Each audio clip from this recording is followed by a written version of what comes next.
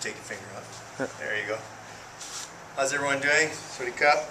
I've been asked to break down some of the power movements, so we're going to start with the most basic kick, the rear round kick. In my case, it's my left. So in most people's power kick, it would be their right leg, so don't get confused. The bit of equipment that we use is the low kick shield, and it's curved. You always want to try and use some curve because it forces the kick to go in a certain way.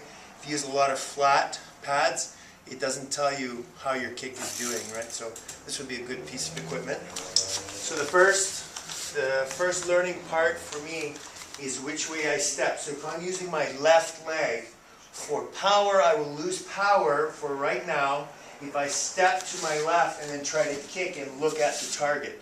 So I never look at the target. I don't look at it and then try to kick it. The one I'm going to get my knee above the target and my shin cutting downwards is to do like what we would with a tree. We would go across the tree. You don't go around the tree this way. You chop the tree. So I take my right leg, I point in the opposite direction of my leg here, and then you see I land back in position. Some of the things you want to look for on the foot, I'll correct as I throw each kick. So the first thing I want to do is make sure that I'm on the ball of the foot. So that'll be the first point of power, is being on the ball. The second part will be to pivot my foot. So not only am I stepping on the ball of my foot, but I'm going to pivot. And then what I'm going to add is what we call tone. So if you want to come on the other side, tone of the hip is probably the biggest thing that makes you lose power. Tone is nothing to do with the pivot. The pivot has to do with the supporting leg. The tone has to do with the kick that is, with the leg that is kicking. So when I say tone, it's that angle that my shin turns down on. So it's my ability to not move this foot, but still turn inside my hip. So here we go. I'm on the ball of my foot. I'm going to squat. I'm going to turn it.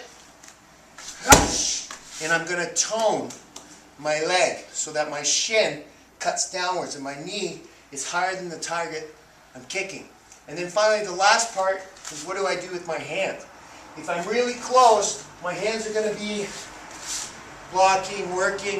If I'm really far, I'm kicking the target from far and I want a lot of power, I'm going to treat it like I'm running, like I'm sprinting.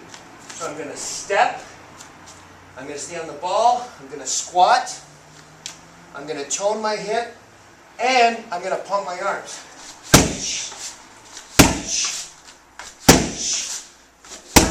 And tone, tone, tone. And that's how you get power in your rear round kick. Thanks. Sawasdee Cup.